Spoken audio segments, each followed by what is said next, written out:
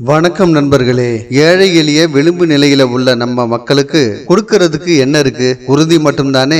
அந்த குருதியை கொடையா கொடுத்து வாருங்கள் சமத்துவம் படைப்போம். ஏன்னா ரத்த தானங்கிறது வெறும் தானம் இல்லைங்க, அது ஒரு உயிர் தானம். எழுச்சி தலைவர் முனைவர் தொல் திருமாவளவன் அவர்களின் பிறந்தநாளை முன்னிட்டு வாழ்வை காப்போம் மனிதத்தை வளர்ப்போம் என்ற மாபெரும் லட்சியத்தோட ஒரு ரத்த தான முகாம் நடக்குது.